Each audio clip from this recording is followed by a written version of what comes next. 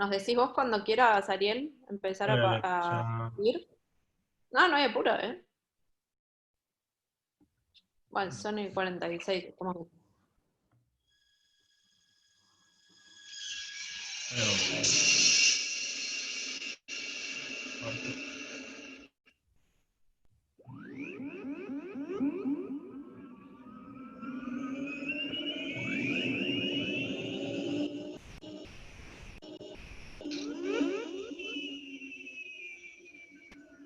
There she is, Sam. A big rat. A big rat.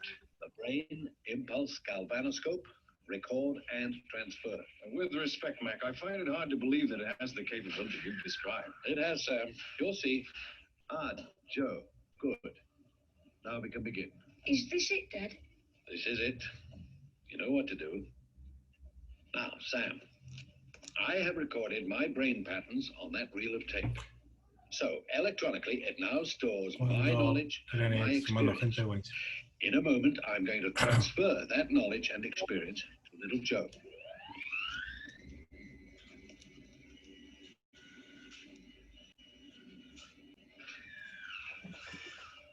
Okay, Dad. I'm ready. Relax, Joe. Don't answer me. Just relax. ¿Qué tal? Buen día. Buen día, ¿cómo va? Muy bien. Estos son los Thunderbirds, ¿no? ¿Cómo? Estos se llamaban los Thunderbirds. No, es algo un poco más viejo. ¿Más viejo todavía? Son 90, sí. Ah. ¿Cómo se llaman estos? Show 90. Ah, yo no, perdón.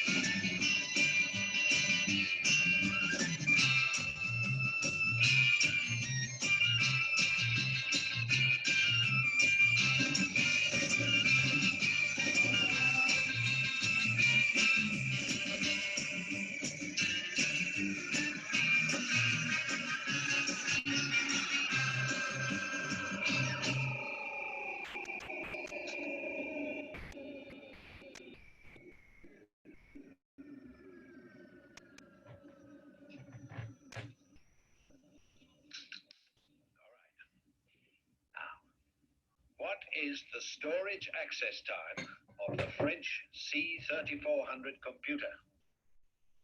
The answer is 5 nanoseconds. Is that the correct answer, Mac? That is the correct answer.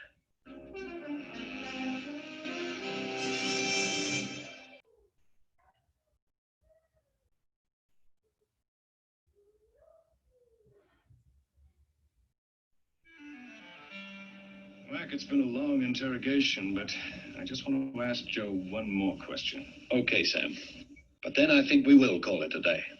Right, Mac. Now, Joe, we've been talking now for over an hour about the C3400 computer. My last question. How many transistors are used in it? That's easy. None. Pulse light beams and integrated circuits make them unnecessary. Oh, Mac, it's incredible. Just incredible. Well, Sam, as far as I'm concerned, it's just a dream come true. How long will Joe retain all this knowledge? As soon as we remove the electrodes, he'll be back to normal.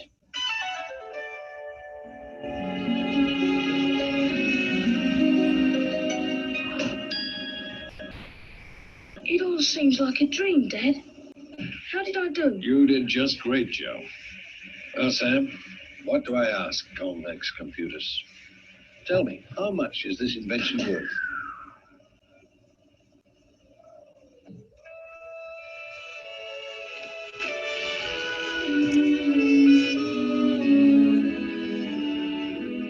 You know, Mac, every time I emerge from that laboratory of yours, I'm surprised to find myself in an old English cottage. That's the way we like it, Sam.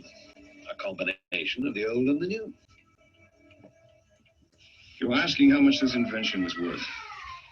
Now, look, do me a favor, will you? Before you mention this to another living soul, give me 12 hours. How do you mean, Sam? I've got an idea how this could be used to produce a greater benefit than I'm sure you ever visualized. 12 hours, Mac. Is it a deal? Sorry, ahí vuelvo a poner. It's a deal.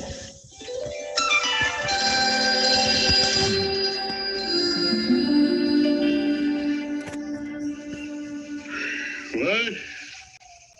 Now? Yes, right now.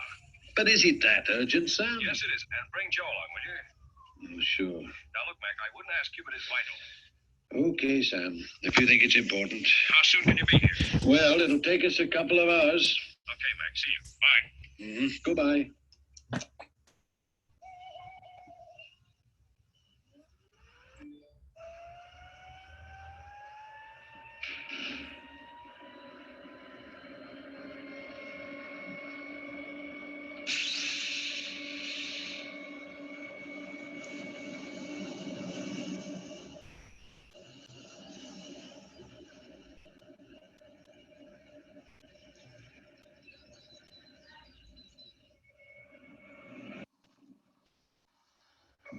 Uncle Sam must think it important, calling us out this time of night. Yeah. There must be something to do with Big Rat. Hold tight.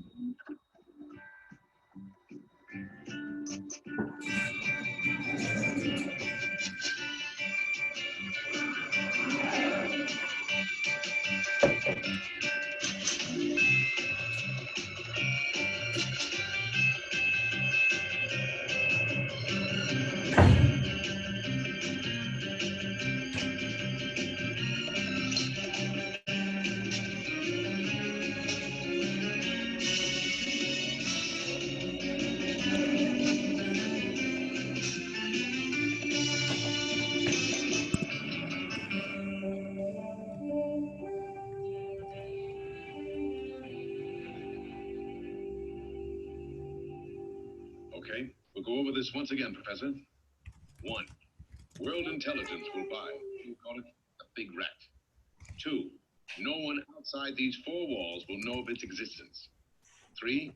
It will play a vital role in maintaining world peace. I'm confused. Will somebody please explain to me how this crazy scheme is supposed to work? Okay, Professor. Let me describe what could be Joe's first assignment. File number 90. It contains what little information we have on the Russian MiG-242. This aircraft is the fastest and most heavily armed in the world today. We have nothing equal to it in the West. We have no weapons that can stop it. And so the Russians have the capability of striking and destroying us at any moment they choose. Now, question. How does your boy and the Big Rat help to maintain world peace? Answer. By capturing a MiG-242.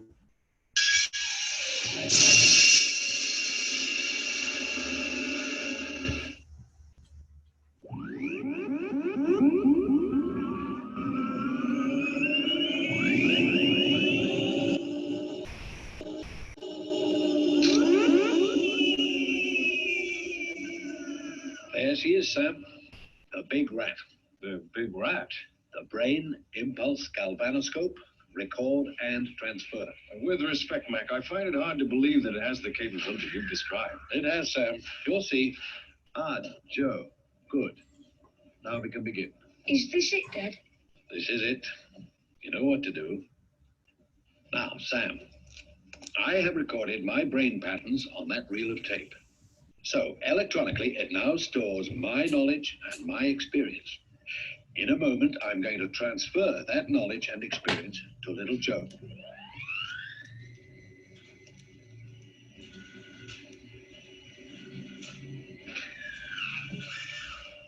Okay, Dad.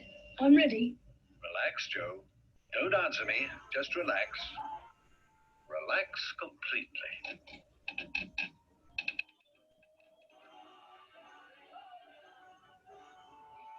Subito 23.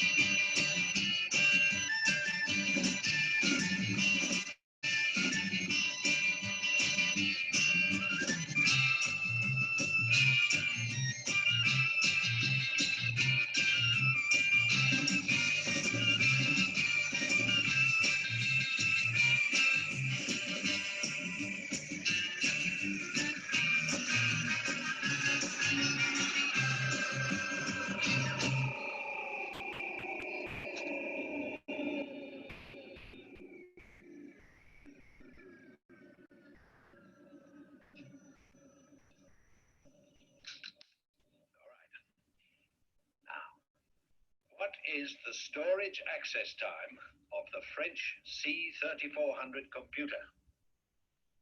The answer is 5 nanoseconds. Is that the correct answer, Mac? That is the correct answer.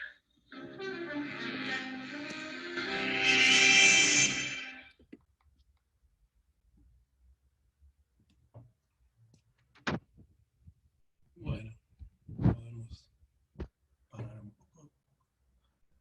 Espero que les haya gustado esta introducción más beatnik de Show 90 y cómo se hacía para aprender todo lo que uno quisiera aprender muy rápido. Y nos faltan un par de minutitos para arrancar, mientras están entrando las últimas personas o las personas que están entrando justo en punto. Y en un minutito arrancamos.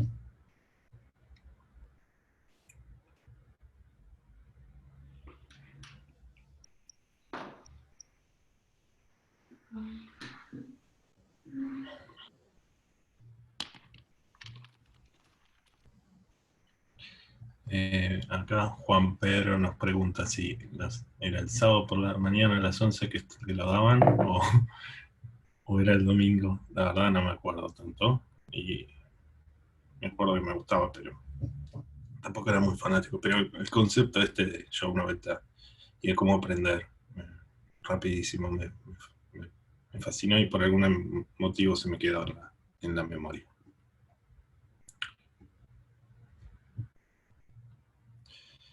Buen día a todos. Arrancamos puntuales un domingo más.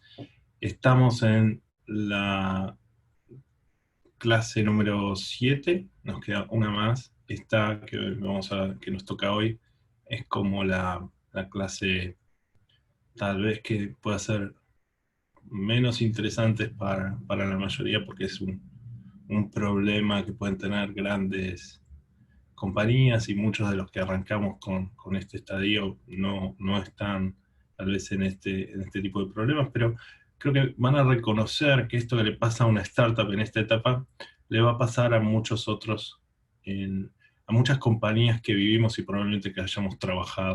Entonces, si bien está muy orientado a las startups, esto ya trasciende al concepto de startups. Y me parece que eso lo hace tal vez más útil tratar de encontrar esa comparación. Pero antes de entrar en el programa y a modo de repaso de cosas que están pasando en Baikal, me gustaría contarles que arrancamos un proyecto nuevo que se llama El Baikal, donde es básicamente un sitio de contenidos que tiene por un lado artículos, por otro lado la forma de comunicarlo, todas las cosas nuevas que están pasando en Baikal y todo lo que se viene, pero me interesa hacer foco en la bitácora, que es básicamente una especie de blog en el cual no solo está orientado para que los profesores y escriban, sino la comunidad. Y acá lo que buscamos que pase es que ustedes puedan escribir y puedan reflejar todas las cosas que les están pasando y qué les resuena de todas las cosas que van viendo y aprendiendo, y concretamente en este curso, qué cosas les resonaron, y poder bajarlo a un post que puedan escribir y mandarlo, y que sea publicado, y que puedan empezar a formalizar esas ideas y esos conceptos en una idea propia. Entonces lo que buscamos es que se puedan apropiar ustedes de esas ideas y que puedan generar contenido, ya sea de cosas que se les ocurrieron o que pueden relacionar de conceptos que vieron acá. Tal vez puede ser la reseña de algún libro de los que recomendamos o de algún otro que les parezca. Cómo cruzan el contenido que vieron con lo que les está pasando a ustedes o con lo que les está generando. Pero la idea es que puedan tomar estas ideas que vieron en este curso y en alguna otra cosa, cruzarla con alguna otra cosa y generar un contenido que tenga su marca, su impronta, y ese razonamiento lo puedan reflejar en algo concreto. Uno de los motivos por los cuales yo doy este curso y por los cuales escribí el libro es porque me gusta influenciar y tratar de convencer a otros de que acá hay un camino que pueden transitar todos, pero también tiene algo que es para mí mismo, es tratar de ordenar las ideas, volcarlas de una forma estructurada, y eso me ayuda a pensarlas. Entonces una forma de fijar los conocimientos que tengo es poder estructurarlos en forma de clases o de aprendizaje, para que alguien que viene se sume y pueda aprender. Y eso me fuerza a mí a tener que ordenar las ideas y comunicarlas de una forma un poco más eficiente. Y el impacto que tiene es principalmente en mí, me clarifica esas ideas. Entonces, lo que buscamos que hagan acá, si quieren y si toman el desafío, la misión es tratar de volcar ese contenido. Y como ejemplo de eso, tenemos el post que escribió Gretel sobre la segunda clase, que es la del compromiso, y básicamente todo lo que les fue pasando con respecto a eso. Si quieren, leanlo, está buenísimo. Me parece que Gretel, espero que puedas escribir un post más por cada capítulo, estaría genial. A ver qué te fue pasando y qué de esas cosas te quedaron.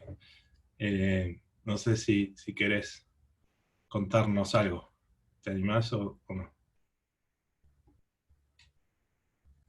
A ver. Te da vergüenza. Bueno, no hay problema. Si te llegas a No, está animar... bien, No. no. Hola, buen día. ¿Qué tal? La verdad que no pensé que iba a pasar esto. Menos así a la mañana. O sea, bueno, nada, me lo propusieron en Baikal, y a mí me gusta engancharme en todo. Y la verdad que soy emprendedora. y estoy sacando justo una marca nueva. Y me encantó. La primera clase la disfruté un montón, el libro ya lo tengo lleno de post-its, y una de las cosas que me dijeron los chicos de Baikal fue: contá lo que más te cope del curso, como si se lo contaras a un amigo, diciéndole, esto está buenísimo y no te lo puedes perder. Y eso es como lo que me quedó. Es como, ¿cómo le contaría yo a mis amigas algo que es tan buenísimo y no se lo pueden perder? Buenísimo. Mil gracias y mil gracias por compartirlo y por tomarte el tiempo de escribir y de hacer eso. A ver, el objetivo de esto es que estas ideas, que tampoco son todas mías ni mucho menos, sino fue eso, tratar de apropiarme ideas de otros y reformarlas y hacerlas mías, puedas hacer lo mismo con esto. Y el otro al que ya comprometí para que escriba es a Juan Pedro, que está acá también y que puede poner mucho de su bagaje y de su experiencia propia y no solo volcar, tomar ideas que ponemos acá, sino tiene montones de ideas propias que puede compartir. No sé si querés contar algo, Juan Pedro, de lo que tenés pensado escribir. O... Gracias, Ariel. No, gracias, Ariel. La verdad que creo que me motiva algo muy parecido a lo que te motiva a vos, que es ordenar mis propios conceptos, mis propias ideas, y sobre todo lo que más me motiva es poder compartirlos con otros y que les sirva, ¿no? O sea, en el trabajo que nosotros hacemos eso, es ayudar a otros, y escribir también es una forma de poder difundir y ayudar desde esas reflexiones, esas ideas. Así que nada, vamos ahí a tratar de hacer el aporte también. Buenísimo, mil gracias.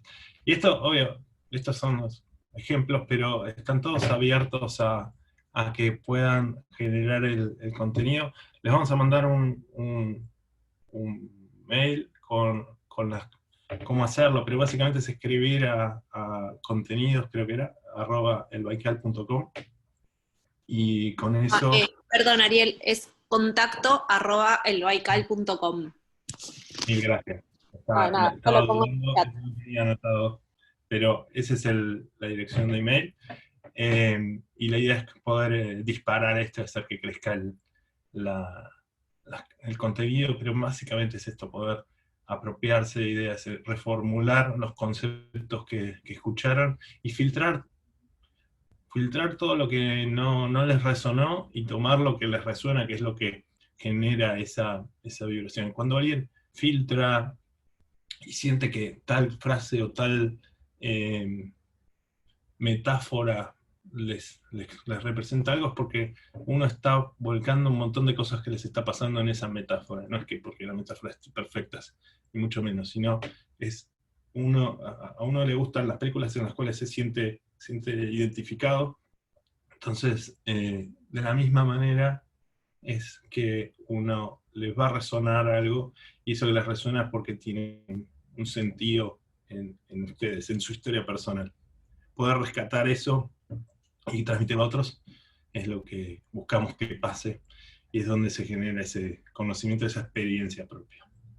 Entonces, con esta introducción arrancamos esta etapa donde ya hablamos básicamente y acá a modo de ser completamente reiterativo, una vez más, les cuento que la primera etapa tiene que ver con ese compromiso en el cual nos comprometemos con socios, con familias, con inversores, pero más que nada con nosotros mismos en cuál es ese proyecto que queremos dar. La segunda etapa tiene que ver con la acción, con poner todo esto en marcha, dar el salto hacia el vacío que implica tomar esta responsabilidad y asumir el riesgo, tal vez el riesgo como decíamos, como lo hace el lorito, tratando de ir paso a paso, y no tanto ese salto al vacío como que puede dar mucho más vértigo. En el empuje es la etapa en la cual las cosas empiezan a ir bien, y van todas bien, y pasamos desde la incertidumbre de saber cómo nos iba a ir hasta empezar a generar dinero y probar ese product market fit. Y ahí nos pasa que no hay oportunidad que sea, vemos oportunidades en todos lados y no hay nadie mejor que nosotros para capturar esas oportunidades. La identidad es la etapa donde armamos ese do not to do list y definimos qué cosas no vamos a hacer para decir queremos hacer esto, y nos damos cuenta de todos los problemas que nos generó meternos en cosas que no deberíamos habernos metido, pero que parecían buenas oportunidades, y algo aprendimos. Tal vez también en ese emprendimiento, en esa etapa del empuje, de poder meternos en cosas nuevas, podemos descubrir una nueva oportunidad que puede ser más grande que la que nos llevó inicialmente a avanzar. Y en esta identidad tenemos que definir cuál de esas oportunidades, cuáles de esos caminos nos van a llevar a donde queremos ir, básicamente dándonos cuenta que no hay forma de seguir varios caminos simultáneamente, y que si elegimos un camino y proyectamos cómo hacer la compañía dentro de 5 años, por ese camino versus por el otro, nos vamos a dar cuenta de que tenemos que construir compañías completamente distintas. Y no podemos hacer las dos juntas. Entonces tenemos que decidir, y el momento de decisión es esa, de identidad, de poder decir hacia dónde queremos ir. Y la plenitud es cuando llegamos a ese lugar donde queremos ir, donde el crecimiento funciona, tenemos dirección, no es un destino, sino es un camino, un progreso, y donde ponemos metas más ambiciosas, y esas metas las vamos cumpliendo, y probablemente vamos a haber cumplido unas cuantas metas que parecían muy difíciles en otras etapas, pero hay que volver a correr el mojón un poquito más y tratar de llevar a la compañía que sea primero el líder de una industria local, después un regional, y después, ¿por qué no, global? Y es un camino largo, pero hay que mantener ese balance. Y cuando ese balance se pierde, nos llegamos al momento de la etapa en la que estamos, que vamos a ver hoy, que es el control del confort y la vanidad. Y vamos a repasar un poco esta etapa.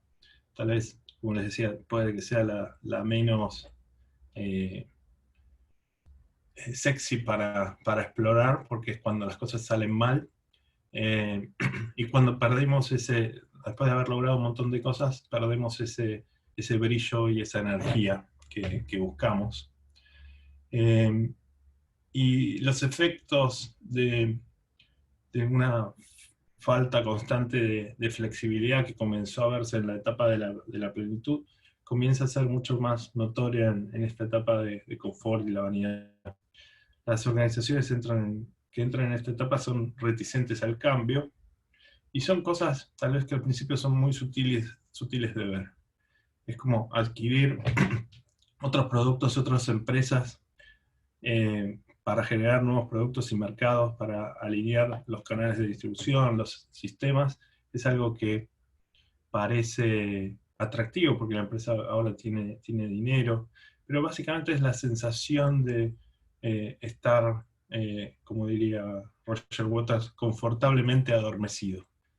Las cosas se tranquilizan, se generan esa pérdida de la pasión, de la ambición, y entramos en una rutina donde el crecimiento es secundario, y seguís haciendo business as usual, como dicen los yankees. La empresa tiene un montón de efectivo y tiene un estado de cuenta sólido, porque venimos del Prime, o sea, todo funciona bien.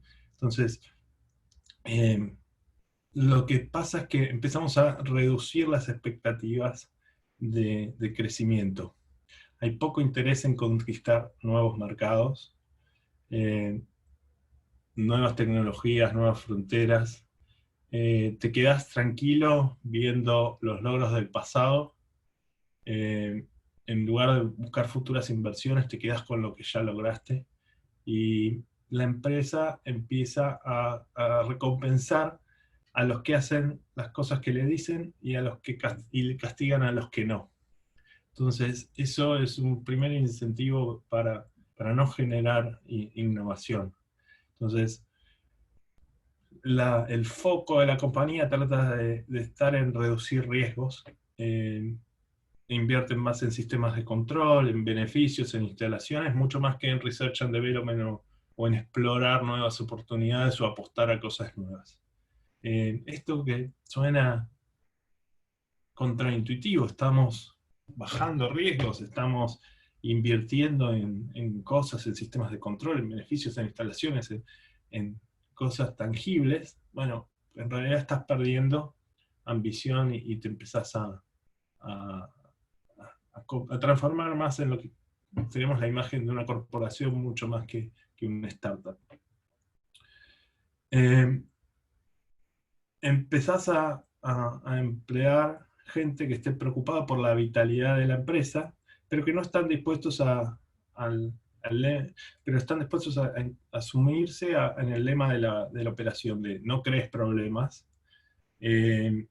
y generar innovaciones se vuelve algo frustrante o percibido como riesgoso, y entonces empiezan a generar innovaciones insignificantes como para generar la sensación de que se está innovando, pero en la práctica no. Se empieza a valorar mucho más la imagen, se genera una especie de monarquía donde se valora la uniformidad, la consistencia, la formalidad en la vestimenta, la decoración y el comportamiento, cosas que antes eran completamente superfluas y no tenían ningún valor. Entonces hay un foco en la forma mucho más que en la sustancia. Y al principio estos son como las arrugas, empiezan a aparecer en algún lado, son sutiles, y van más desde adentro que desde afuera, pero una vez que aparecen por todos lados, después es imposible no verlas. Y esos cambios hay que tratar de frenarlos y limitarlos justo cuando arrancan y no que se establezcan. Los empleados también van a buscar tener menos conflicto, menos cambios, ya no hay discusiones acaloradas. ¿Por qué? Porque todo el mundo se preocupa mucho más de la forma. La falta de conflictos producen resultados pobres que pasan desapercibidos, y lo que se está reduciendo es la velocidad de los cambios. Todo el mundo se empieza a focalizar en el corto plazo y se olvidan de las oportunidades de largo plazo, que son más riesgosas. La mayoría de las veces las metas son orientadas financieramente y de bajo riesgo, y sin una mirada de largo plazo, el clima de la organización empieza a decaerse, no hay tanta adrenalina, y la cuenta no es lo que hacen las personas, sino cómo se comportan. Ahí está un poco el foco. Como somos exitosos, lo que hay que hacer es mantener el status quo. Hay que trabajar dentro del sistema, apoyar el status quo, no crear problemas. Son las contribuciones más importantes y las que se empiezan a festejar y a premiar. Los logros reales de los líderes o falta de estos cada vez son menos importantes. La imagen es súper importante. Se ve en el comportamiento característico, en cómo se visten, en dónde se reúnen las instalaciones. Hay una cuestión de orgullo personal de pertenecer, que eso está bueno, pero se empieza a volcar algo. Como decía Homero Simpson, las 3 frases que son más importantes para el trabajo son: la primera, cúbreme; la segunda, buen día, jefe; y la tercera, estaba así cuando llegué.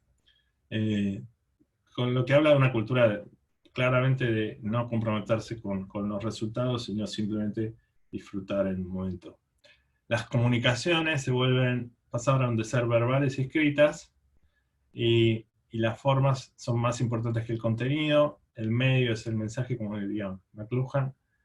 La gente habla despacio, suavemente, utiliza formas de ayuda visuales, y empieza a aparecer documentación escrita, que es muy importante para justificar el aporte de cada uno y dejar marcas y y trazabilidad.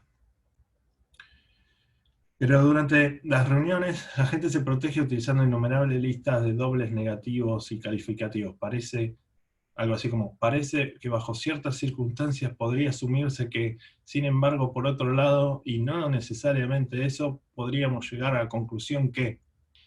Y uno se cuestiona qué está tratando de decir, y si aparece alguien y pregunta qué quiso decir con todo eso, la pregunta dijo, bueno, estamos perdiendo participación en el mercado. Ah, ¿y por qué no lo dijo? Se podría decir alguien más claramente. Y básicamente no lo va a decir porque no es la manera en que las empresas en esta etapa se comunican. Hay mucha susceptibilidad de herir la responsabilidad de otro y hay una cuestión medio política que tiene que estar. La sensación es de estar trabajando con los violinistas del Titanic, donde la actitud para enfrentar los problemas y el conflicto hace que los managers en la etapa de confort y la vanidad tengan esta sensación de cumplir su tarea a fondo, con compromiso. Hasta el último momento van a desempeñar su trabajo con la máxima lealtad, profesionalismo, pero no van a hacer nada extraordinario para que las cosas cambien de fondo. Mientras que individualmente cada miembro también puede estar aterrorizado de que la compañía no haya un camino, no se van a animar a cuestionar eso. Y básicamente van a estar encantados con el pasado y paralizados por tratar de lidiar con el futuro, pero van a cumplir su rol, que es para el cual le están pagando por eso. Este concepto más de empleado que va a estar ahí cumpliendo su rol. Entonces me gustó usar esta metáfora de los violinistas del Titanic como gente que también admirable en algún punto, pero completamente inútil. Y después esta actitud de cómo adoctrinar a la gente que viene. Cuando viene un pasante que está tratando de aprender todo y que puede lograr confianza para contarle a alguien qué está pasando, se siente esta sensación de miedo de comunicar las malas noticias, de una dinámica de grupos que es más poderosa que el miedo individual que puede tener cada una de las personas, y cómo estos mecanismos terminan siendo bastante dañinos, porque cuando alguien sale de una reunión, se genera esa sensación de que hay preocupaciones y hay cosas, pero nadie trata de confrontar a las cosas. Y si un pasante viene y trata de confrontarlo, y dice, la respuesta probablemente que va a recibir va a ser algo así como, no te preocupes, llegamos hasta aquí por un largo tiempo, pero nadie está dispuesto a asumir esa realidad de lo que está pasando y enfrentarlo abiertamente. Es como unas apariencias que cuidar de que todo está bajo control y que todo tiene que seguir funcionando. Y es como una de las limitaciones para poder generar los cambios necesarios para que eso pase. Entonces, el primer paso es tratar de encontrar ese valor de la realidad y poder armar un plan que se ajuste a eso.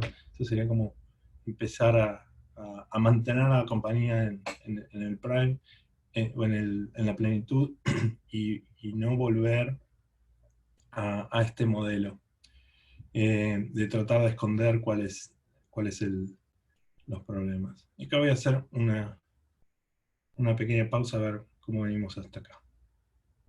A ver si hay alguna pregunta. Ahora no.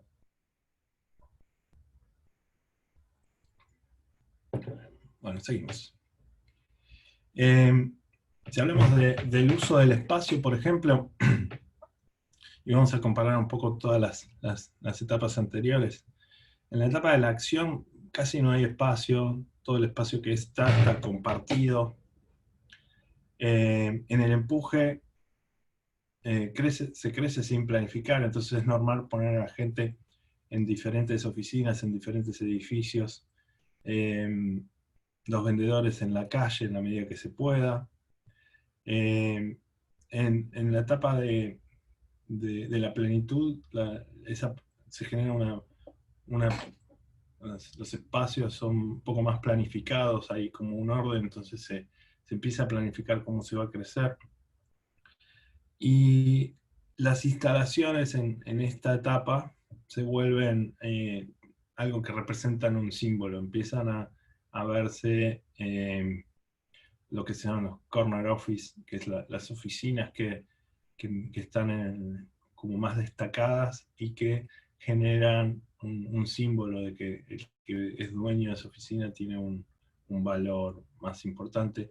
Eso a pesar de que, bueno, no sé cómo vamos a seguir con todo esto, que probablemente sea mucho menos relevante después del COVID, pero básicamente esto del concepto que en startups no tenés ni oficinas cerradas, acá es como el dueño de la oficina donde puedas tener, o de la oficina con sala de reunión para tener tus reuniones adentro de tu oficina, se vuelven como esos símbolos de poder que terminan siendo más valiosos que el mismo cargo.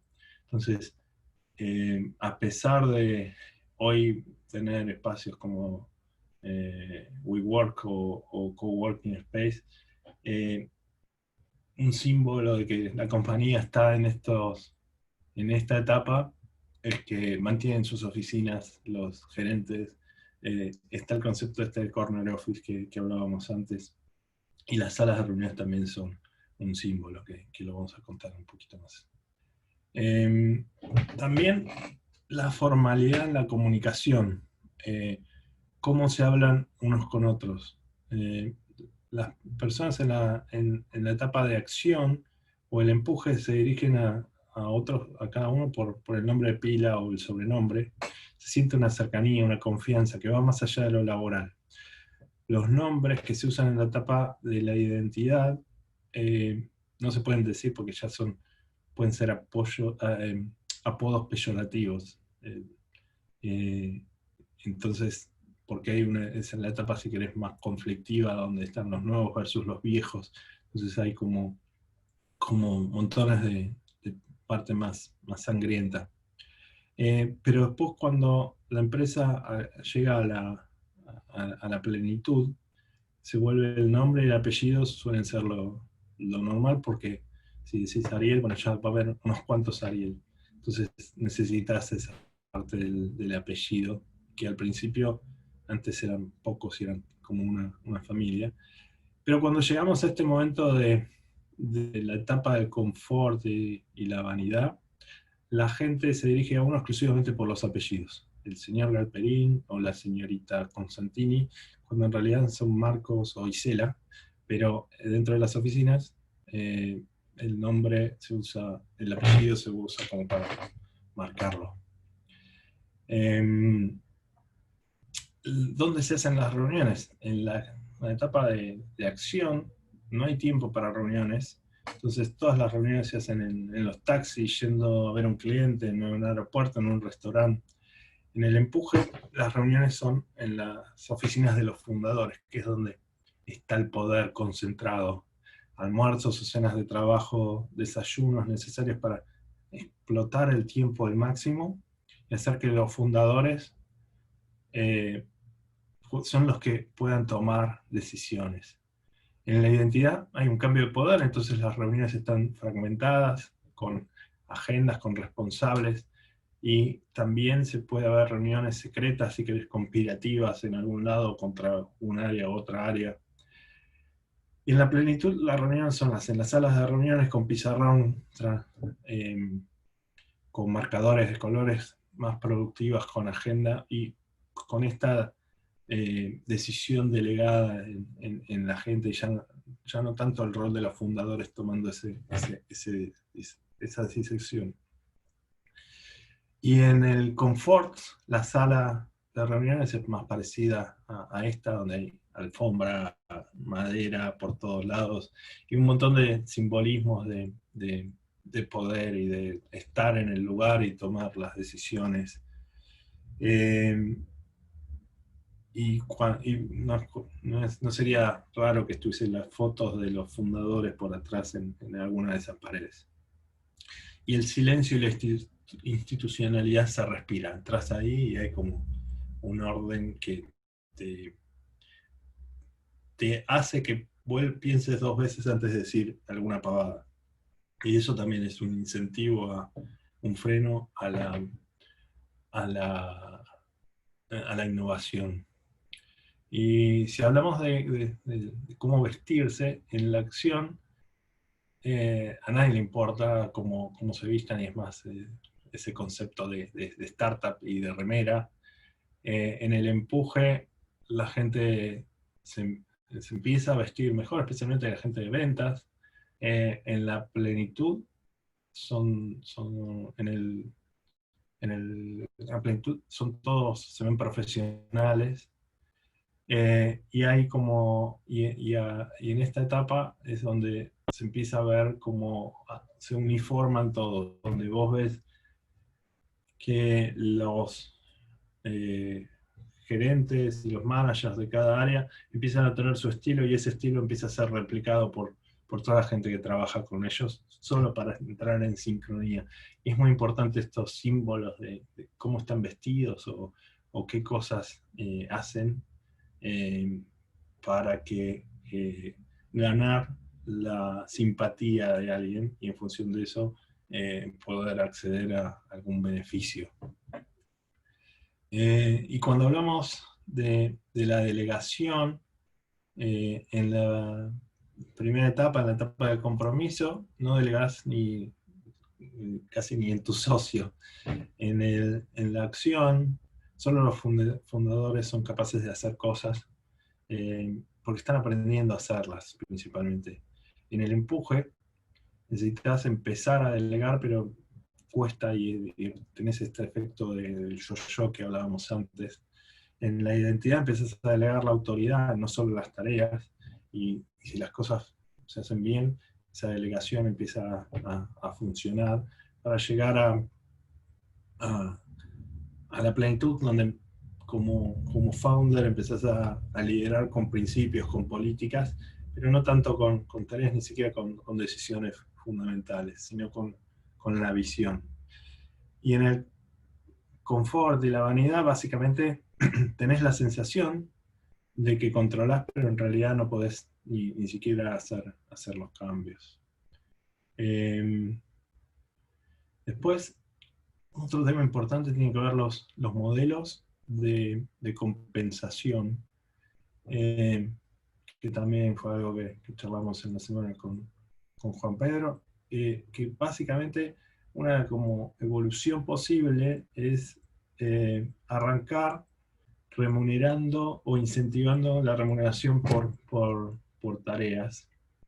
Y en esa tarea tratar de encontrar cuál es la contribución marginal. Por ejemplo, cuando un vendedor genera ventas, tratar de que tenga un incentivo muy grande de poder tener una compensación variable que esté atada a ese resultado.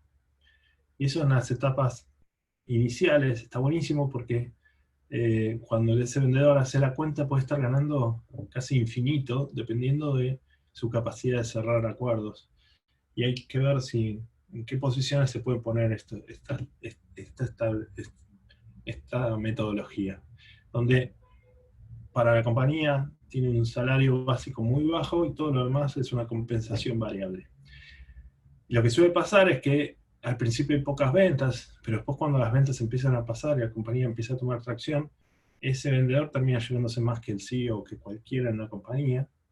Y ahí lo que hay que hacer es sentarse antes de que eso pase, o en el momento en que pase. Primero, si pasa, hay que pagarle y hay que cumplir ese compromiso, por más que sea una cifra ridícula. Se supone que va a ser mejor, si está bien hecho el modelo, va a ser mejor para la compañía que para la persona, pero si eso pasa, que se lleve el super bonus. Y a medida que vamos pasando, transitando eso, debería ir cambiando la compensación, subiendo la compensación fija y bajando la variable en porcentaje. Y eso va a generar que la persona tenga como más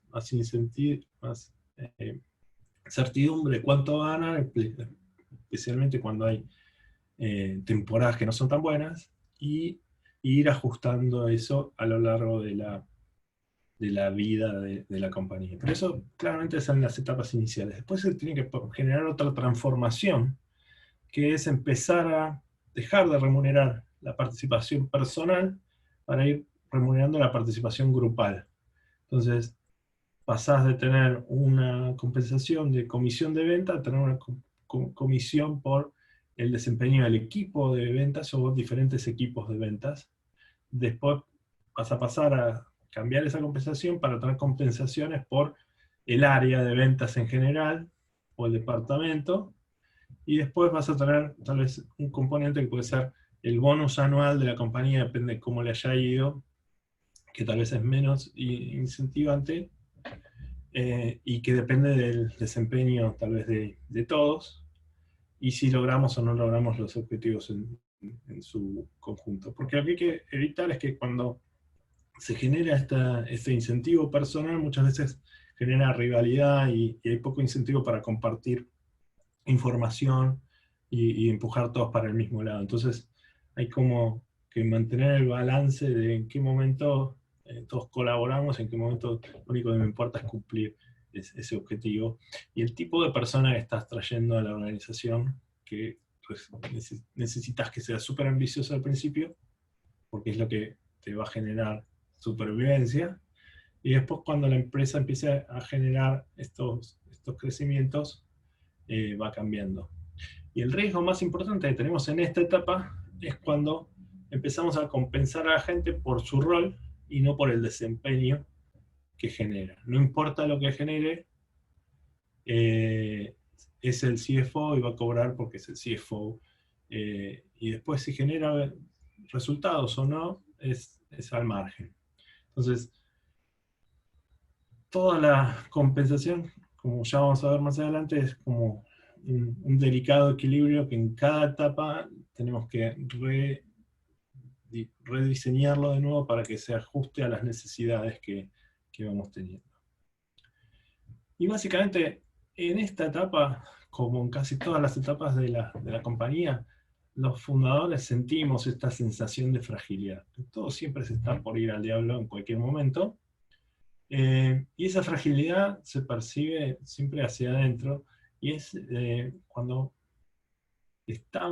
llegamos a un momento de la compañía que estamos viendo esa fragilidad, empezamos a percibir esa fragilidad en todas las demás compañías. Decimos, estos pibes les está yendo re bien, pero pasa esto, aquello, lo otro, y esta empresa desaparece en 2 minutos. Y creo que la sensación de ver que hasta la compañía más grande o el banco o la institución que uno pueda percibir como más sólida, sabes que trabajando para esas compañías o para cualquier otra cosa, está siempre a la decisión de una persona de que tenga que reducir los costos 30% y que despida a la mitad de la gente o a un tercio de las personas, y tu sueldo, que siempre quedaba como una sensación de seguro y de trabajar para una empresa grande, mucho más segura, percibís como que siempre hay una fragilidad en todas las cosas. Entonces, en esta etapa, los líderes de la organización se comportan como si tuviesen mucho más control sobre la organización. Pero en privado saben que lo poco que pueden hacer, lo poco que pueden influir, porque ya hay sistemas, hay cosas que están funcionando, que hace que la compañía vaya en una dirección y se vuelve muy difícil de generar movimientos. Y voy a parar un poco a ver si hubo algo que no se entendió bien, y aprovecho para tomar agua.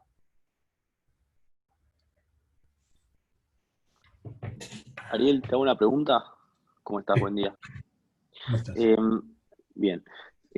Bueno, en el tema de la remuneración, más que nada, vos decís que en esta etapa lo bueno sería digamos, transformar un criterio más personalista, un criterio grupal, digamos, bajar lo que son comisiones, para no tener que por ahí pagar sueldos muy abultados cuando tal vez no lo merecen.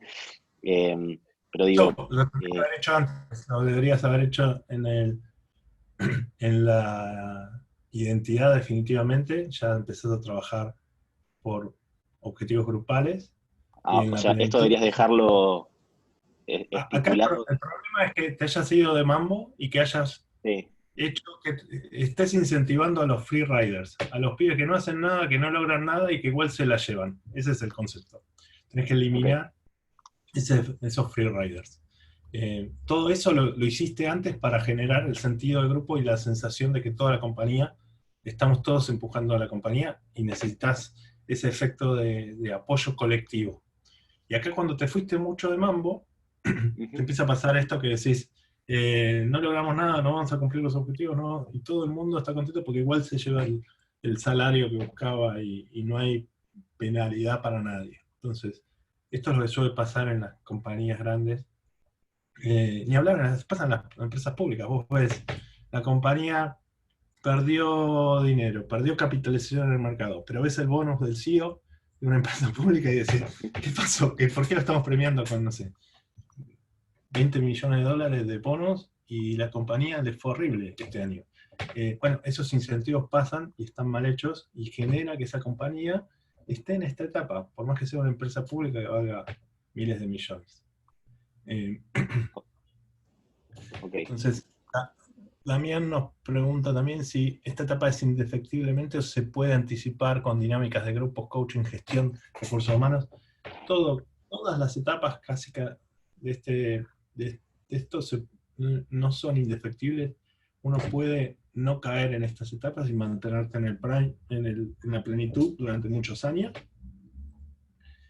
pero podés empezar a volcar y la idea es tener muy claro qué es lo que está pasando para poder evitarlo. Vamos a seguir para no colgarnos demasiado en los tiempos.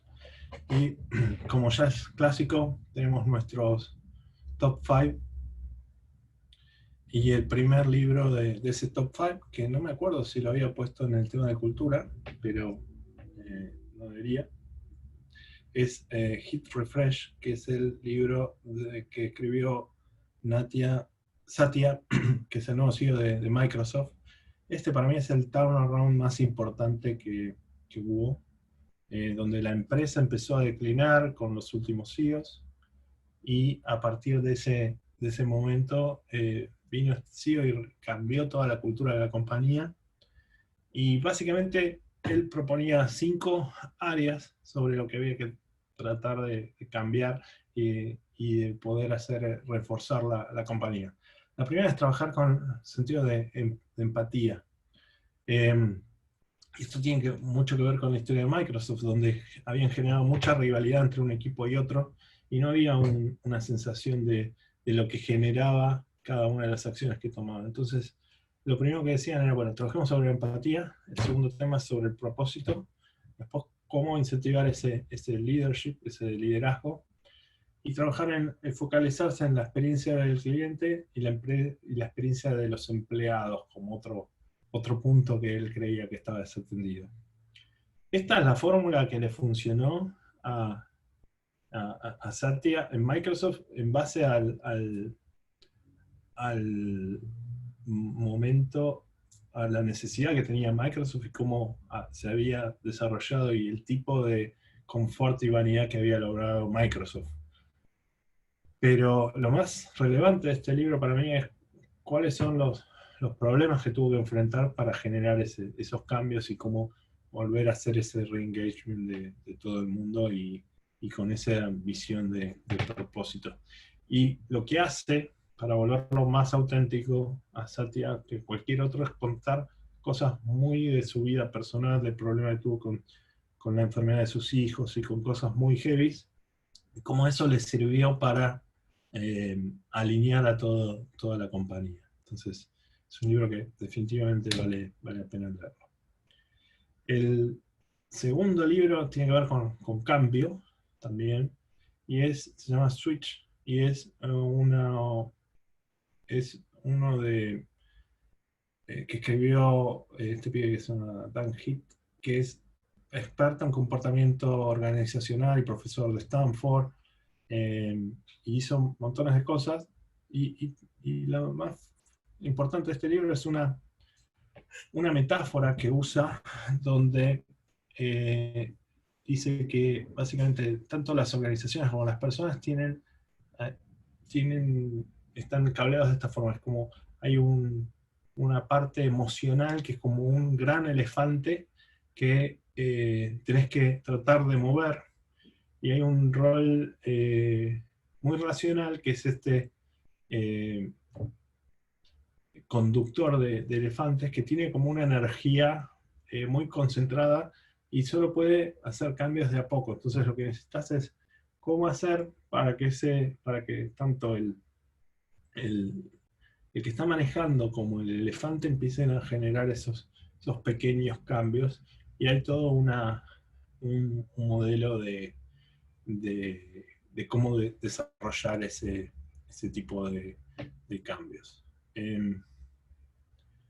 El tercer libro sobre cómo manejar compañías en este estadio es Strategy Beyond the Hockey Sticks, que básicamente está escrito por 3 consultores de McKinsey, y te bajan la metodología que usa McKinsey y todos los problemas que tienen de diseño de estas cosas que hablábamos que pasaban en los board meetings, y la falta de apertura a cuestionar o a tomar riesgos, y cómo todos los años se aprueban planes para lograr ese hockey stick, y cómo se generan esos incentivos perversos, donde el plan está, pero los incentivos después están alineados para que no se generen un crecimiento y seguir compensando al status quo. Y poder entender eso, qué pasa en la experiencia que tienen ellos de sentarse en montones de board meetings de compañías muy grandes que les pagan millones de dólares solo por recomendarle algo que después no van a cumplir. Está buenísimo porque las lecciones suelen ser siempre las mismas. Y como toda cosa de McKinsey, tienen muy buenos PowerPoints y tienen sus 8 cosas que tienen que hacer para generar ese cambio, y un montón de metodología que está buenísima leer y que no siempre funciona. Después otro libro súper clásico, número 4 de nuestro top 5 de hoy, es también de otro profesor que se llama John Kotter, profesor de Harvard, que lo que hace es plantear una receta también de 8 pasos, y donde examina en este libro más de 100 intentos de compañías grandes de generar cambios organizacionales, describiendo los errores, los fracasos y los triunfos. Entonces es muy valioso, y estos 8 pasos son súper aplicables. El primero es crear este sentido de urgencia, esta necesidad de que tenemos que cambiar algo. Después armar una especie de coalición donde buscar quiénes son las personas que están alineadas a ese cambio y que les interese, que van a estar comprometidas a generar ese cambio. Después crear la visión para el largo plazo de qué es lo que tenemos que cambiar, bajar a comunicar esa visión, y después eliminar todos los obstáculos, tratando de asegurarse los triunfos en el corto plazo, esas listas de quick wins que permiten ver que todo esto que estamos haciendo en el largo plazo funciona. Entonces reafirma esa sensación de que tenemos que ir en ese lado y construir ese cambio. Después construir ese cambio, y por último anclar el cambio en la cultura de la empresa y lograr que sea algo sustentable. Este es el modelo que termina siendo súper práctico, de nuevo fácil de decir, muy difícil de hacer.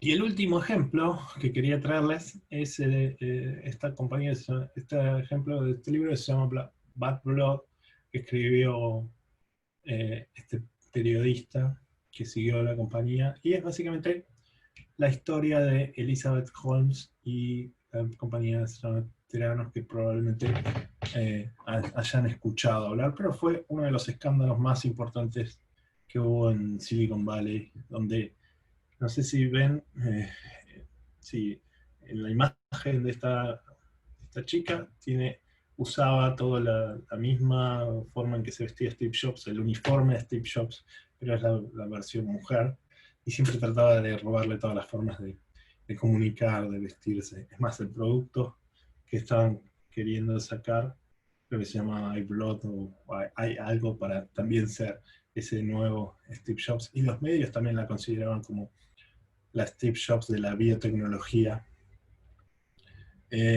Y Elizabeth quería transformar para siempre lo que era el análisis de sangre, entonces decía que con tu iPhone y con un hardware que le ponías a tu iPhone, iban a poder hacerte análisis de sangre y poder descubrir un montón de cosas.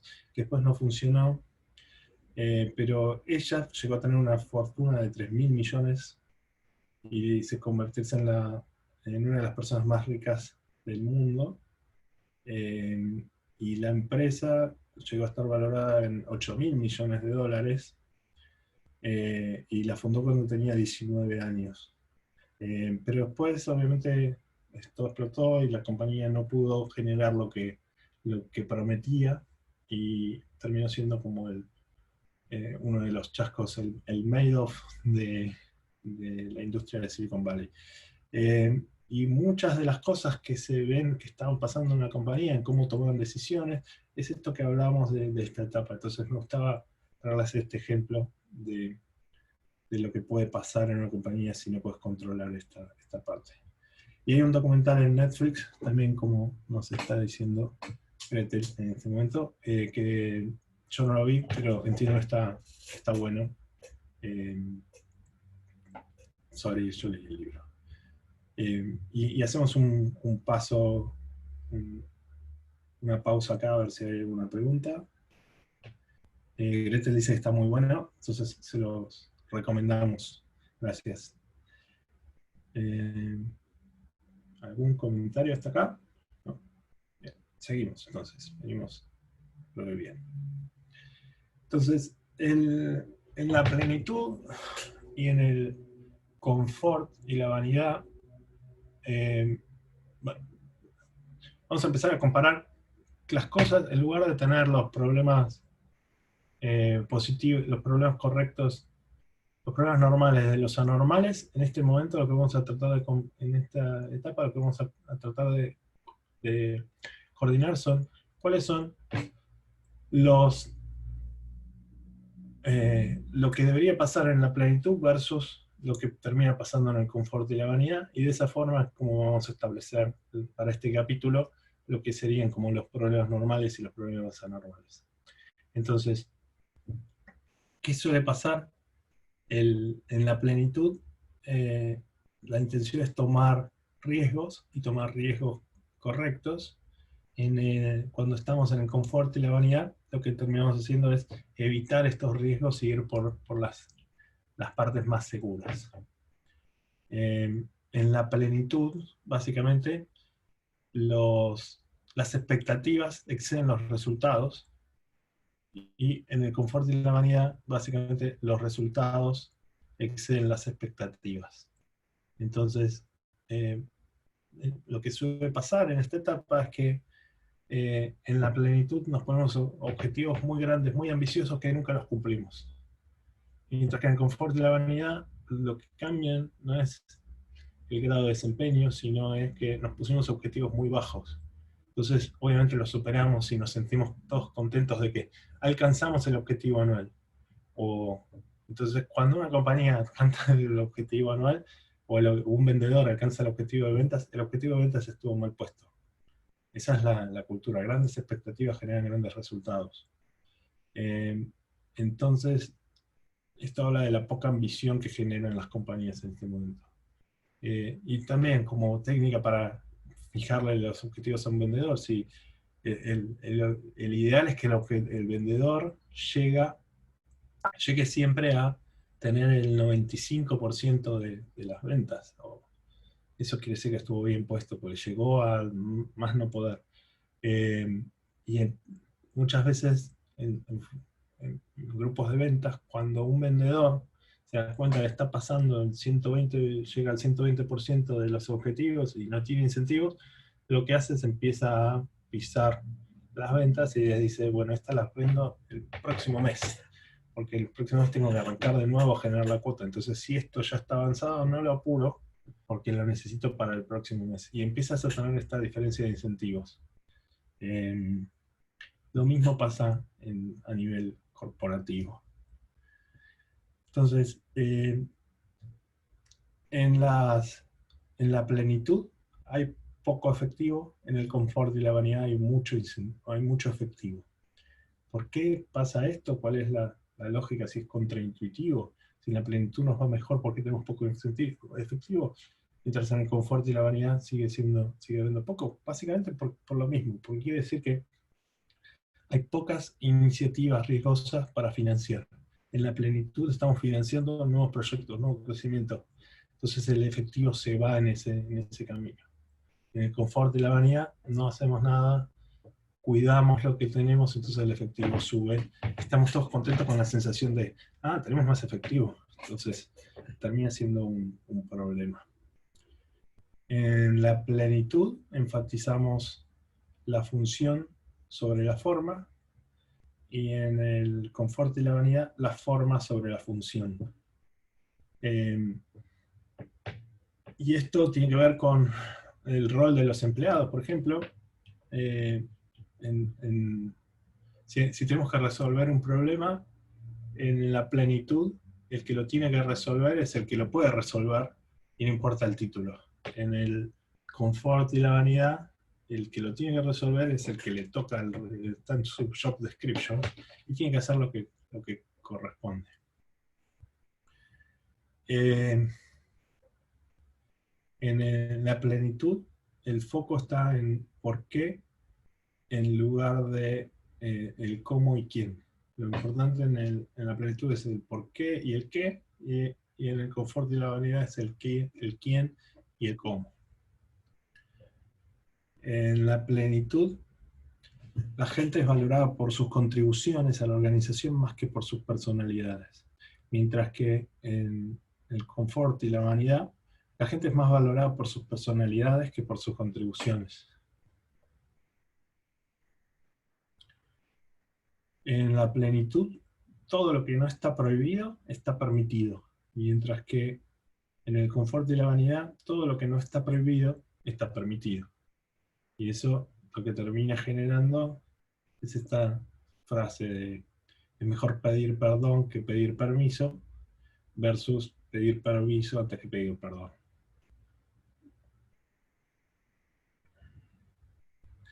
En la plenitud, los problemas son oportunidades, y en el confort y la vanidad, las oportunidades son problemas. Tratamos de evitar caer en problemas, y cada cosa nueva que sacamos son problemas y queremos evitar los problemas. Como decía Lelutier, tu talento, para un empleado le decían, tu talento es un desperdicio, y nosotros tenemos como política deshacernos de los desperdicios. Y con eso te echamos. En la plenitud, marketing y ventas tienen el poder político, y en el confort y la vanidad, los que tienen el poder político son finanzas y legales, que básicamente lo que tratan de hacer es limitar la acción y prevenir riesgos, mientras que lo que empuja el contacto con los clientes es marketing y ventas. En la plenitud hay gente con más responsabilidad que con autoridad, mientras que en el confort y la vanidad hay más gente con autoridad que con responsabilidad.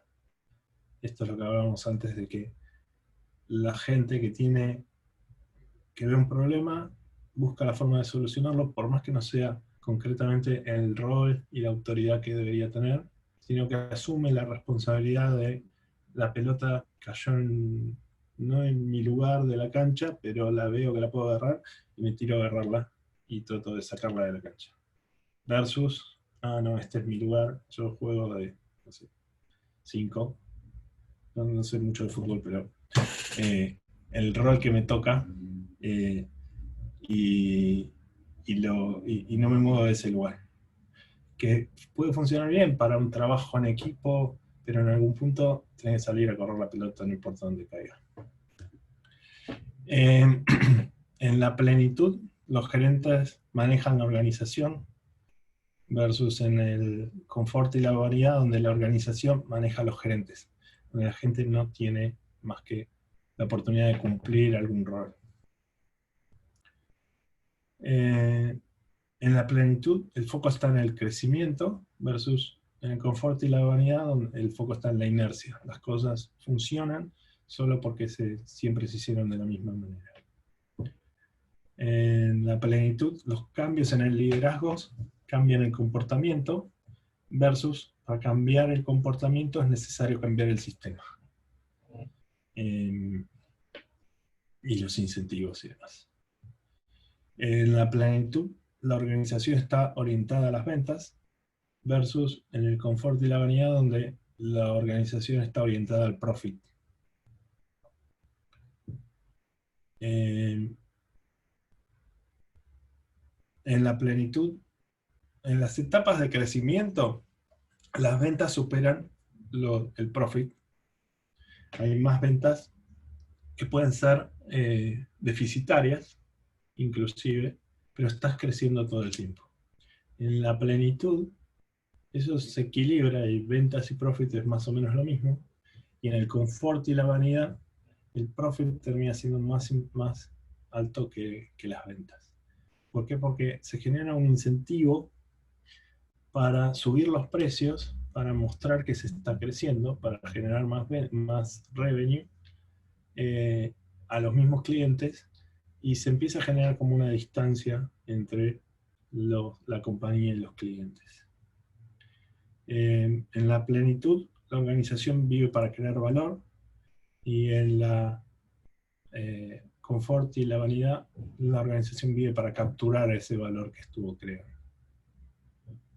Y acá vamos a parar a ver si estamos bien. Si hay alguna duda.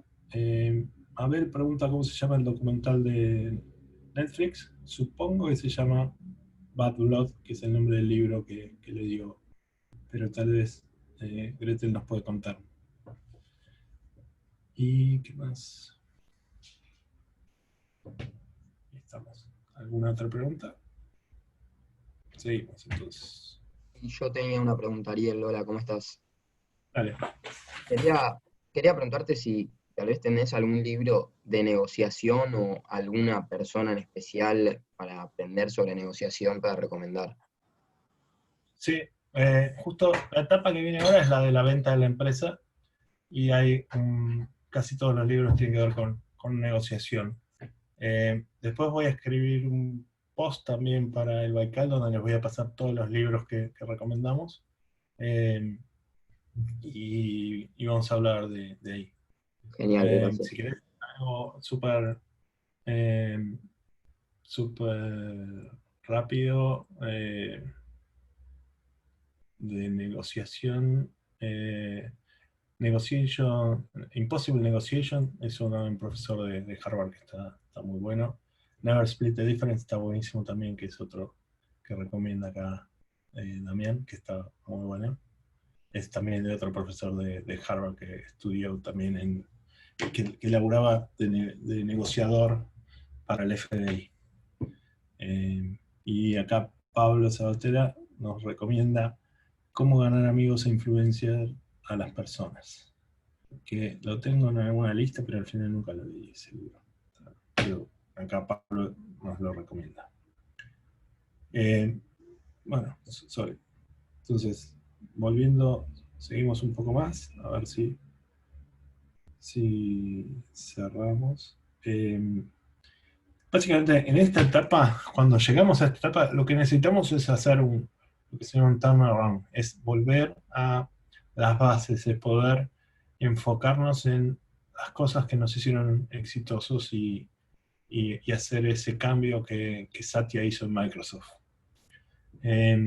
Hay gerentes profesionales y todo el negocio de private equity se basa en agarrar una compañía que puede estar medio golpeada y ser ineficiente, y hacer este proceso de turnaround, de cambiar el management, volver a las bases de alguna manera y hacer que la empresa sea más valiosa. Eso sumado a algunas cosas como tomar deuda y tener una inyección de capital que permita revitalizar la compañía y que cambie el perfil.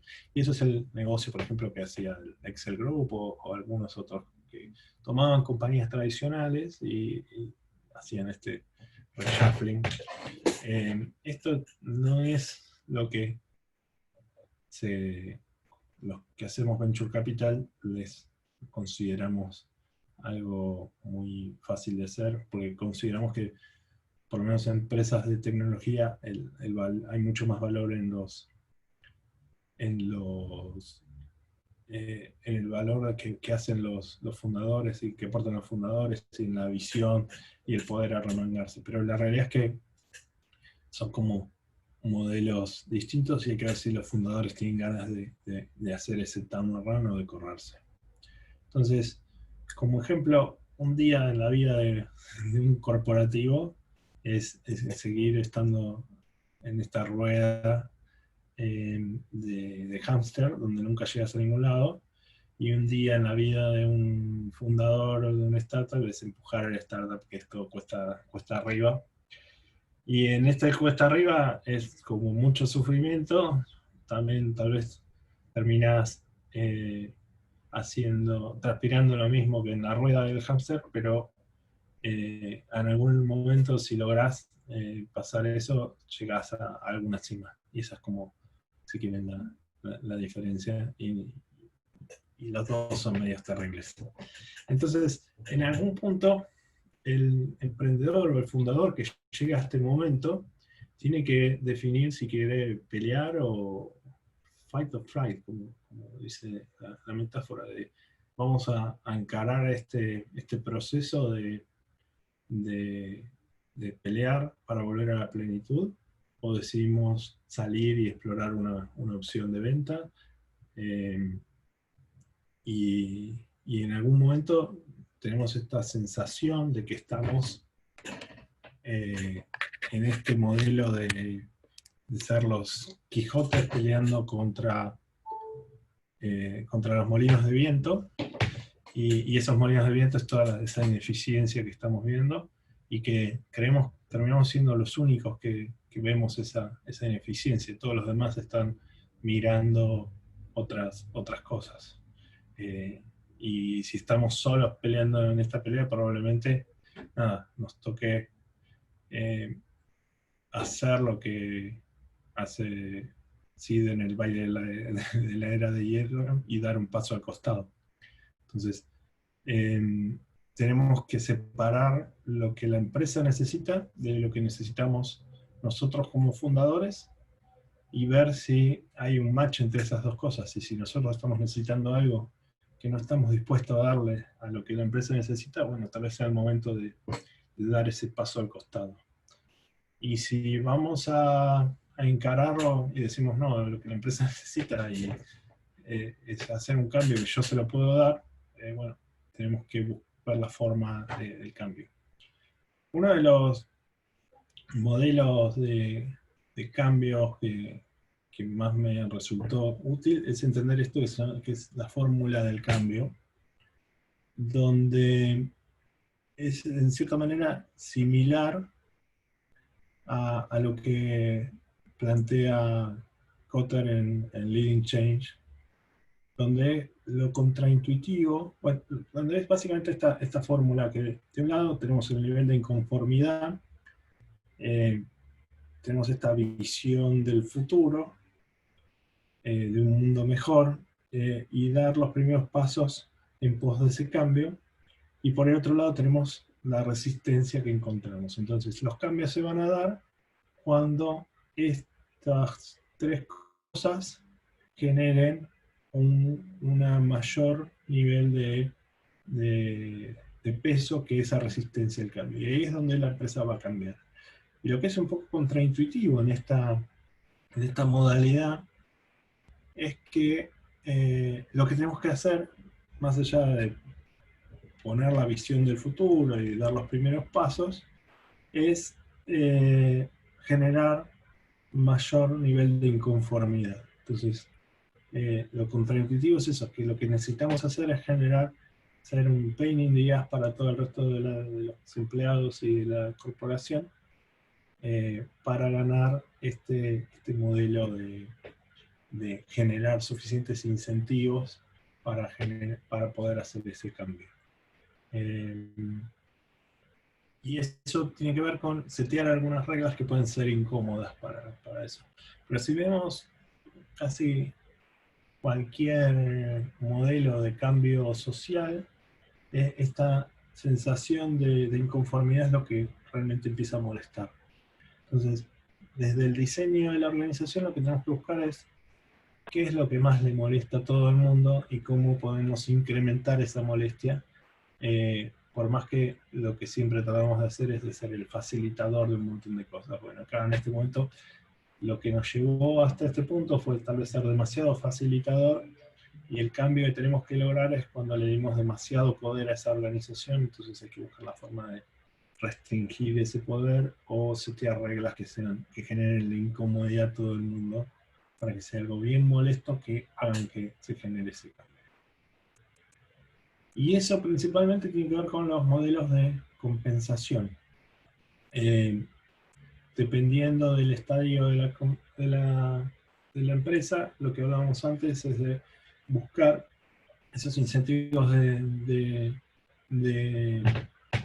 remuneración, donde no se salga de la lógica de remunerar a la gente por las posiciones, y que volvamos a las bases de remunerar sobre el comportamiento que se genera. Y esta vuelta que tenemos que darle a la compañía va a generar un problema también de que algunos no se van a estar demasiado cómodos y van a estar aferrados a la silla en lugar de querer hacer ese cambio. Ahí Juan Pedro levantó la mano, no sé, ¿querés decir algo?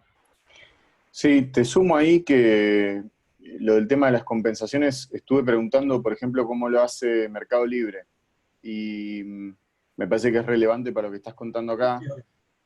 Ellos tienen dos tipos de evaluaciones. Una primera evaluación que tiene que ver con la alineación cultural, que la miden de 1 a 3, tienen como 6 ejes que tienen que ver con la alineación a la cultura de la empresa, y ahí suman trabajo en equipo, innovación, toma de riesgos, todo ese tipo de cosas que queremos incentivar. Eso hacen una evaluación, y después por otro lado tenés los objetivos de performance.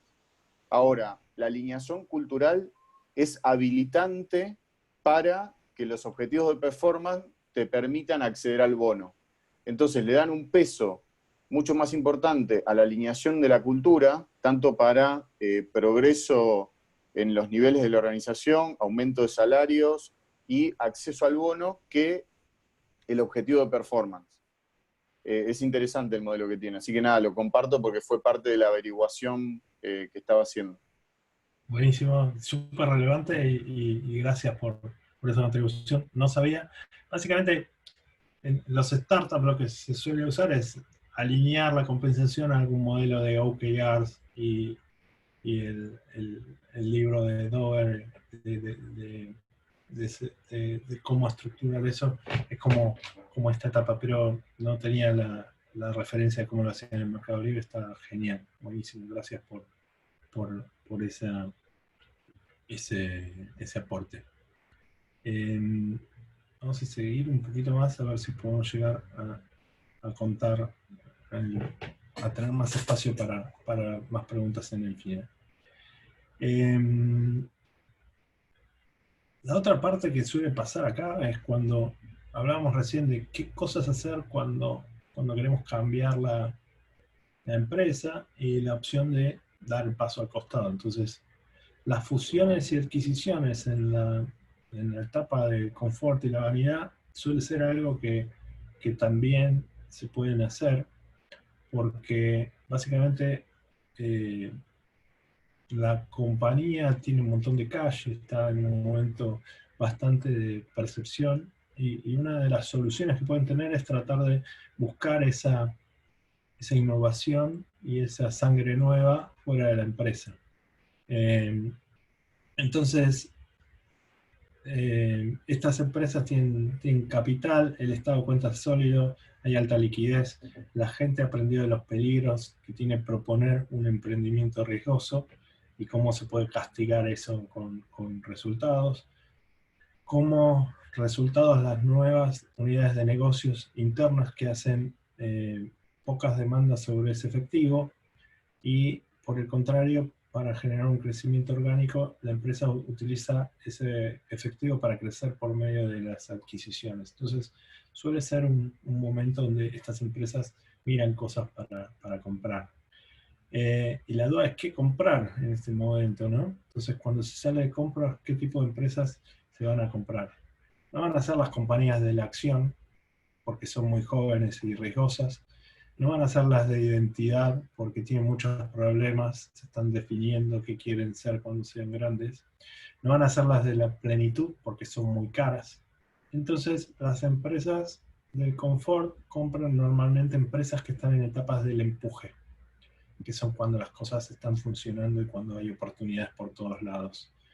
Y las empresas de la etapa del empuje, con sus nuevas tecnologías en mercados emergentes que son muy atractivas, ya están cansadas de tratar de organizarse y tener que crecer utilizando recursos limitados. Son bastante receptivas a ser compradas. Es una etapa en la que el fundador logró cosas y sabe que todo lo que viene ahora va a ser bastante distinto. Ya no es tan exciting tener que organizar la compañía para que crezca.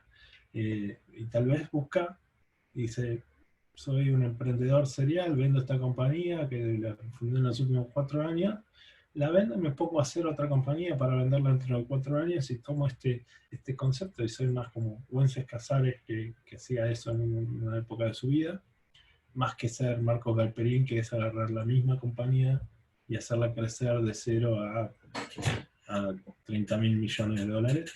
Entonces, tal vez hago varias de estas y puede ser algo atractivo. Entonces, los fundadores también están pensando en que esto es algo fácil menos difícil de hacer, o atractivo por lo menos. Y tienen la sensación de que esas compañías del confort le van a facilitar la vida, ya que son más grandes, tienen más dinero, más ricas, más organizadas. Desafortunadamente, lo que pasa es que las empresas están en el empuje, se dan cuenta que cada vez que tienen que hacer algún movimiento, tienen que emitir un plan de negocio de 50 páginas, pasar por la aprobación de un comité, pasar innumerables horas defendiendo sus proyectos a contadores que no entienden nada de su negocio, o a burócratas en general. Y para el momento en que la empresa en confort y vanidad se decide, la oportunidad ya pasó demasiado tarde para lo que era la empresa del empuje, lo que la empresa veía en el mercado. Y eso hace que los emprendedores se frustren, que no le tomen mucho tiempo a esos managers darse cuenta de que lo único que obtienen de patear un elefante es simplemente un pie dolorido, por lo tanto se terminan yendo. Y pueden estar obligados a quedarse por un contrato de empleo, o por estar en ese periodo de entre 2 y 3 años que tardas en tener earnouts, y que cuando vendiste tu compañía se genere ese límite. Y algunos deciden hasta no quedarse, dejando dinero arriba de la mesa. Y lo que suele pasar también es que muchas veces estas empresas de esta etapa, con mucho efectivo, no son siempre las que adquieren. Muchas veces son también objetivos de adquisiciones. Y ahí la duda es, bueno, ¿quiénes son las empresas que van a adquirir estas compañías? De nuevo, las que están en la plenitud no lo son, porque están muy convencidas de su camino y en general no son buenos targets de compra, sino terminan siendo las empresas que también están en el empuje. Las empresas en el empuje pueden estar comprando alguna empresa que se quedó demasiado tiempo en el confort y la vanidad y empieza a declinar. Y antes de que se mueren dicen, bueno, ok, me compro esta compañía porque nosotros tenemos un montón de cash y estamos creciendo muy rápido y tal vez los podemos comprar para hacer un IPO o alguna cosa. Entonces, estas dos etapas son dos etapas que machan muy bien y todas las demás en general no hay tanto tamaño. Entonces, dependiendo del tamaño o dependiendo de la oportunidad y de las perspectivas futuras de cada una de las compañías, se pueden generar estos incentivos. Es normal, muchas veces se ven el acceso a capital, que termina siendo una forma de poder generar este cambio. Y lo que vamos a ver básicamente en la etapa que viene es la salida, y vamos a profundizar mucho más en estas oportunidades de ventas y cómo es vender una compañía, en qué hay que hacer, qué no hay que hacer, cuál es el momento para vender, cuál es el timing de mercado, cuál es la energía que necesitan los emprendedores para pasar por ese proceso, cómo mantenerlo en paralelo y oculto para que toda la empresa no esté pensando solo en el momento de la venta, y poder generar esos cambios y el proceso de cómo sería ese proceso de venta. Nos quedan 8 minutos y me gustaría focalizarnos un poco en las preguntas que puedan tener.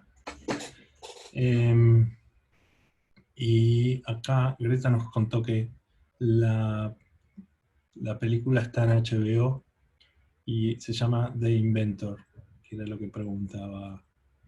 ¿Quién preguntaba? No me acuerdo. Y ahí pasaron un link que entiendo que es el trailer de la película o tal vez la película. Pero está bueno, vale la pena verlo. Si quieren hacer preguntas, pueden desmutearse y plantear las preguntas directamente.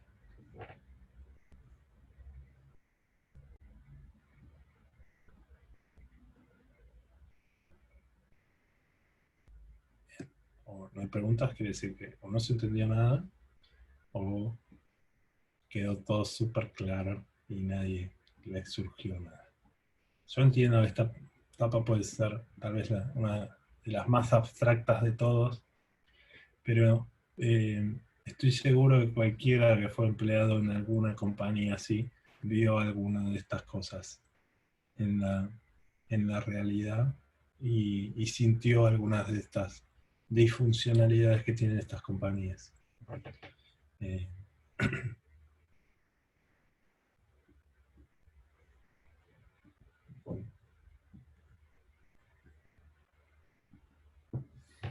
Bueno, vamos a seguir con alguna cosa más que tengo por ahí, que es básicamente, para aprovechar los minutos, me gustaría contarles estas dos cosas, que básicamente emprender es un proceso penoso y sacrificado, que hace que la única manera que puedas pasar por todo este proceso es si realmente te apasiona mucho lo que estás haciendo. Entonces, quiero volver a resignificar el tema de la alineación entre ese proceso, en esa pasión que sentís cuando estás haciendo algo completamente distinto y los motivos no tienen que ser solo económicos, y cuando eso funciona es cuando las cosas realmente empiezan a pasar. Y cuando logras eso es cuando cuando logras esa alineación entre lo que querés hacer y lo que te apasiona versus la oportunidad de negocios, es donde se genera esa magia que funciona. Y por último, quería contarles una última metáfora para que se llene.